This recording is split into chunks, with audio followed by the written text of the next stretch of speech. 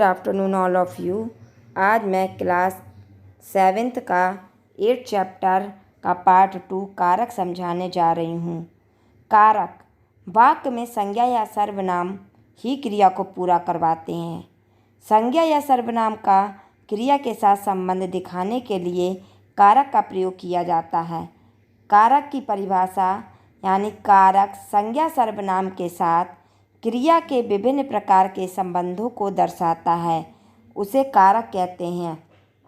जैसे मान लीजिए लिखा है कि आज रिंकू के बड़े भाई का जन्मदिन है, तो उसने भाई के लिए पत्तियों से कार्ड बनाया है और एक पेन भी उपहार में लाया है। शाम को घर पर केक काटा जाएगा और खूब खाना पीना होगा। तो इसमें बताया है कि किसका जन्मदिन है, यानी कि भाई का। तो इसमें जो का शब्द आया है वही कारक है।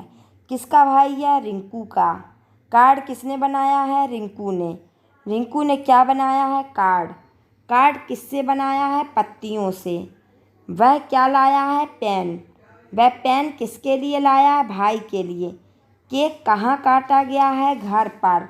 आप देखेंगे कि इन वाक्यों में संज्ञा या सर्वनाम पदों का क्रिया के साथ संबंध बताने के लिए ने, से, के लिए, पर आदि चिन्हों का प्रयोग किया गया है। यही कारक हैं। इन्हें कारक प्रसर्ग भी कहा जाता है, यानी जो किसी के साथ किसी का संबंध बताए और वो सेंटेंस को जोड़े, यानी कि संबंध बताता है, वही कारक कहलाता है। वो संज्ञा या सर्वनाम यानी कि ने, से, किस लिए, में, पर, इस तरीके के जो शब्द आते हैं सेंटेंस को जोड़ने में, वही कारक कहलाते हैं। कारक के 8 भेद होते हैं: कर्ता कारक, कर्म कारक, करण कारक, संप्रदान कारक, अपादान कारक, संबंध कारक, अधिकरण कारक और संबोधन कारक। अब मैं आपको कर्ता कारक बताने जा रही हूँ कि कर्ता कारक किसे कहते हैं। कर्ता यानी कि अर्थात करने वाला, जो काम करता है, यानी कि वाक्यांश में जिस संज्ञा या सर्वनाम पद के द्वारा क्रिया के करने का बोध होता है वह कर्ता कारक कहलाता है। या हम दूसरे शब्दों में कह सकते हैं कि जो क्रिया को संपन्न करता है वही करता है। जैसे छात्रा ने दौड़ लगाई, तो इस वाक्य में दौड़ कौन लगा रहा है? यानी कि छात्रा, और छात्रा दौड़ लगाने का काम कर रही है, अतः छात्रा यहाँ पे कर्ता कारक है। और कर्ता कारक का विभक्ति चिन्ह है ने, कर्ता ने, यानी कि इसकी कर्ता कारक का जो विभक्ति चिन्ह है वो है ने। अब छात्रा दौड़ लगाती है, तो छात्रा दौड़ लगाएगी, यानी कि इन दोनों वाक्यों में भी दौड़ लगाने का काम छात्रा ही कर रही है, अतः छात्रा कर्ता कारक है। परंतु यहाँ ने प्रसर्ग का प्रयोग नहीं हुआ है। स्पष्ट है कि कर्ता कारक के साथ ने विभक्ति का प्रयोग हो भी सकता है और नहीं भी, यानी कि छात्रा ने दौड़ लगाई, या छात्रा दौड़ लगाती है, या छात्रा दौड़ लगाएगी, यानी कि इसमें कर्ता कारक की जो विभक्ति है वो ने है, लेकिन कभी इसका प्रयोग होता है और कभी नहीं।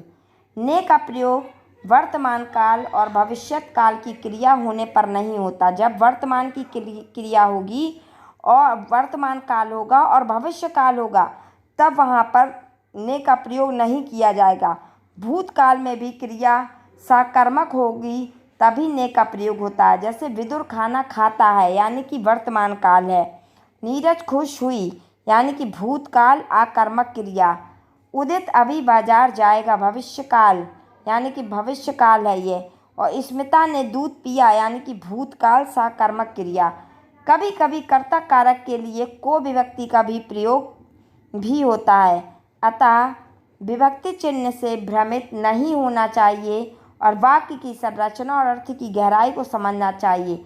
जैसे सविता को काम सीखना चाहिए, नेताओं को जनता के हित में काम करना चाहिए। उसी प्रकार से के द्वारा, से या के द्वारा या द्वारा का प्रयोग कर्मवाच्य तथा भाववाच्य में होता है। जैसे चौकीदार के द्वारा चोर पकड़ा गया, यानी कि ये कर्मवाच्य है। विद्यार्थी द्वारा नाटक प्रस्तुत किया गया, ये भी कर्मवाच्य है। और वृंदा से खाना नहीं खाया जाता, यानी कि ये भाववाच्य है।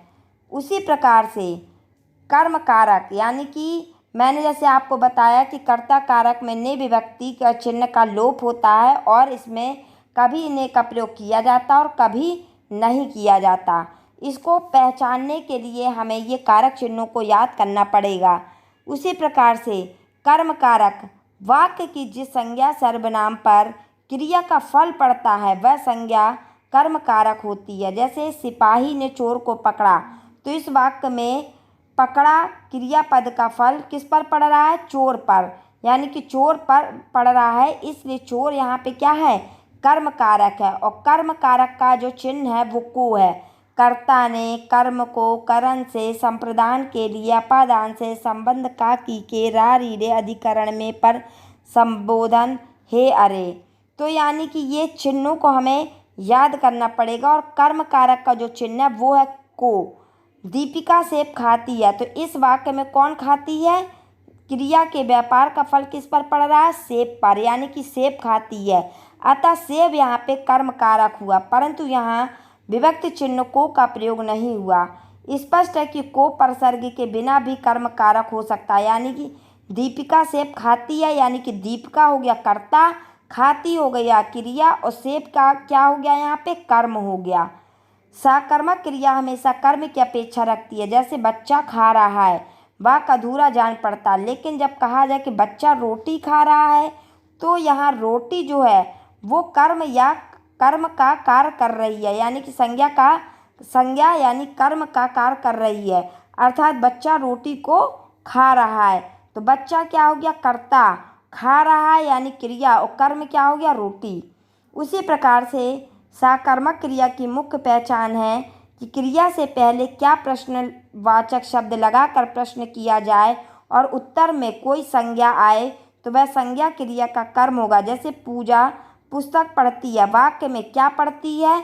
तो पुस्तक। अतः यहाँ पुस्तक जो है वो इसलिए पढ़ती है, वो पुस्तक जो है वो निर्जीव संज्ञा है, इसलिए पढ़ती है क्रिया का कर्म हुई।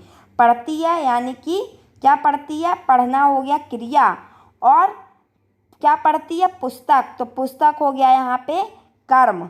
और कौन पढ़ता है? पूजा, तो यानी कि पूजा यहाँ पे कर्ता हो गया।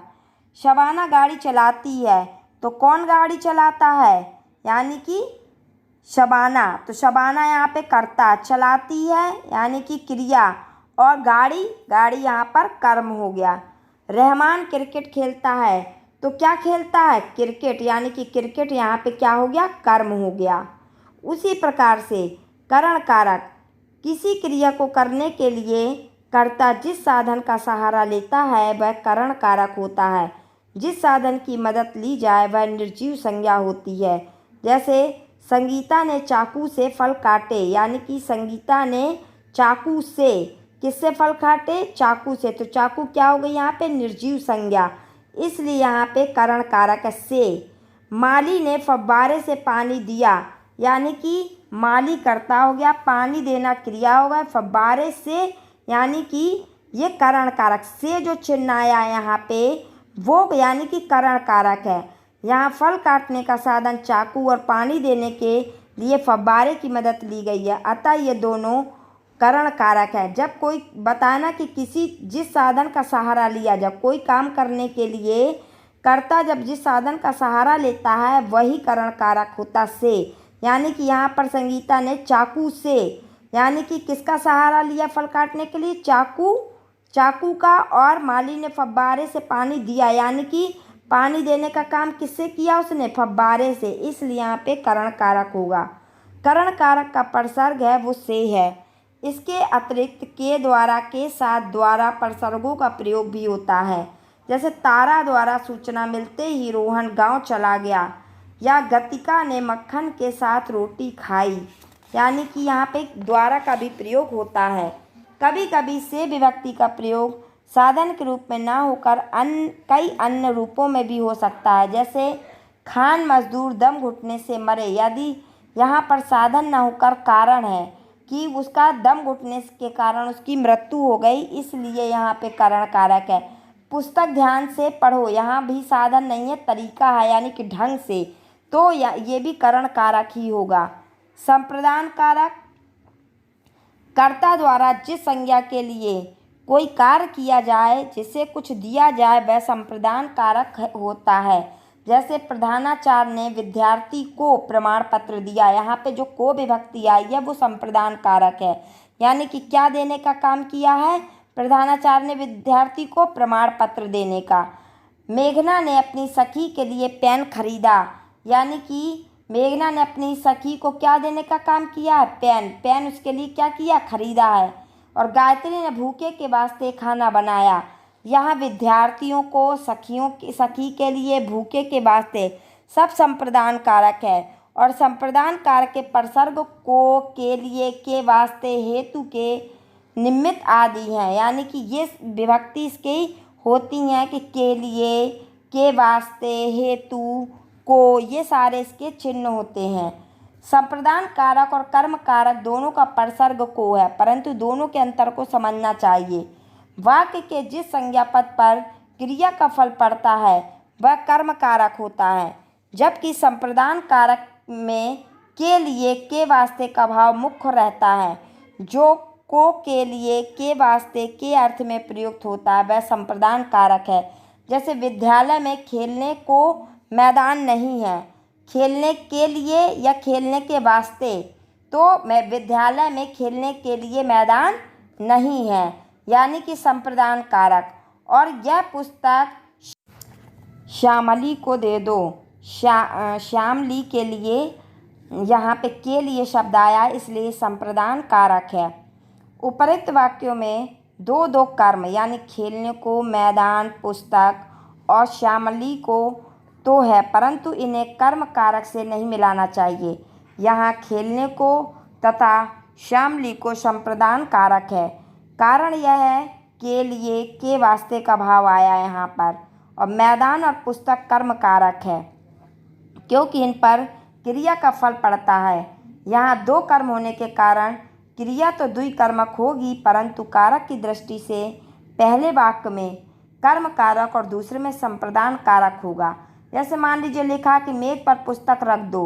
इस वाक्य में मेज पर और पुस्तक दो कर्म हैं, परंतु कारक की दृष्टि से मेज पर यानी कि अधिकरण कारक तथा पुस्तक कर्म कारक है। उसी प्रकार से अपादान कारक, जिस शब्द से संज्ञा से अलग होने का भाव प्रकट हो वहाँ अपादान कारक होता है। जैसे मोहन घर से चल पड़ा, यानी कि मोहन घर से क्या हो रहा है? अलग हो रहा है, इसलिए यहाँ पर अपादान कारक होगा। पेड़ से आम गिरा, यानी कि पेड़ से आम क्या हो रहा है? अलग हो रहा है, इसलिए यहाँ पर अपादान कारक होगा। और इसकी विभक्ति चिन्ह से। उपर्युक्त वाक्यों में घर से तथा पेड़ से अलग होने का भाव है, अतः अपादान कारक है। और अपादान कारक का प्रसर्ग जो है, चिन्ह जो है, वो से है। इसके अतिरिक्त जिन शब्दों से निकलना, सीखना, तुलना, घृणा, भय, ईर्ष्या, दूरी आदि का बोध हो वो भी अपादान कारक होगा। जैसे चोरी से घृणा करो, यानी कि चोरी से घृणा करो, यानी कि यहाँ पे से जो विभक्ति है वो घृणा का भाव यहाँ पर व्यक्त हो रहा है, इसलिए अपादान कारक है। बच्चा आवाज़ से डर गया, यहाँ पे से चिन्ह आया है, लेकिन वो क्या हो रहा है? डरने का भाव व्यक्त हो रहा है, इसलिए यहाँ पर अपादान कारक है। गंगा गोमुखी से निकली है, यानी कि गंगा गोमुख, यानी कि उनके मुंह से क्या हो रही है? गंगा नदी अलग हो रही है, इसलिए यहाँ पर अपादान कारक चिन्ह होगा। करण कारक का भी विभक्ति चिन्ह से है, पर दोनों में अर्थ की दृष्टि से भेद है। करण कारक में से का प्रयोग साधन के रूप में होता है, जबकि अपादान कारक में अलग होने के लिए से का प्रयोग किया जाता है। जैसे मृणाल ने पेंसिल से चित्र बनाया, यहाँ पर पेंसिल से, यानी कि यहाँ पर चित्र बनाने का साधन कौन है? पेंसिल, इसलिए यहाँ पे करण कारक होगा। जबकि छिपकली दीवार से गिरी, यानी कि छिपकली दीवार से क्या हो गई? अलग हो गई, इसलिए यहाँ पर अपादान कारक होगा। अब मैं आपको संबंध कारक बताने जा रही हूँ। जो शब्द एक संज्ञा सर्वनाम का दूसरी संज्ञा सर्वनाम के साथ संबंध बताता है वह संबंध कारक होता है। जैसे यह घर मेरा है, यानी कि उसका और उसके घर से क्या बता रहा? संबंध बता रहा है, मेरा है। वर्षा में नीम का पेड़ हरा भरा हो जाता है, यह मेरा और नीम का संबंध शब्द संबंध कारक है, क्योंकि इनका संबंध क्रमशः घर और पेड़ से है। संबंध कारक में का, के, की और रा, रे, री प्रसर्ग का प्रयोग किया जाता है, यानी कि इन चिन्हों का प्रयोग किया जाता है। अधिकरण कारक शब्द के जिस रूप से क्रिया के आधार का बोध हो वह अधिकरण कारक होता है। जैसे उपवन में तरह तरह के वृक्ष हैं और सीढ़ियों पर ध्यान से चढ़ो। तोता कोटर में बैठा है, मंदिर में स्वर्ण मूर्तिका है। यहाँ उपवन में, सीढ़ियों पर, कोटर में और मंदिर में अधिकरण कारक है, क्योंकि अधिकरण कारक का जो चिन्ह है वो में और पर है। कई बार प्रसर्ग रहित कारक का भी प्रयोग होता है, जैसे उसके घर तरह तरह के फूल लगे, यहाँ घर में, यानी कि उसके घर में, तो यहाँ पे में शब्द छिपा हुआ है, इसलिए यहाँ पर अधिकरण तत्पुरुष अधिकरण कारक होगा। के भीतर, के ऊपर और के बीच आदि अव्यय है, ना कि अधिकरण कारक के प्रसर्ग है। अब मैं आपको संबोधन कारक बताने जा रही हूँ। शब्द का वह रूप संबोधन कारक में होता है जिससे किसी को पुकारा जाए, बुलाया जाए। इसमें शब्द के पहले हे, अरे, ओ, अजी आदि का प्रयोग होता है। जैसे हे राम, बटुआ कहाँ गिर गया, यानी कि संबोधन कारक है हे। अरे बेटा, पढ़ाई पर ध्यान देना चाहिए, तो अरे शब्द है वो संबोधन कारक है। बच्चों सदा सच बोलो, तो जो बच्चों शब्द आया है वो भी यहाँ पर संबोधन कारक है। संबोधन कारक में संज्ञा के बाद संबोधन चिन्ह, यानी कि यहाँ पर जो चिन्ह लगा रहता है विस्मयादिबोधक का, भी लगाया जाता है। और संबोधन में बच्चों, लड़कियों, स्त्रियों, पुरुषों जैसे शब्दों का भी प्रयोग होता है। आई होप कि आपको ये वीडियो समझ में आई होगी। Thank you.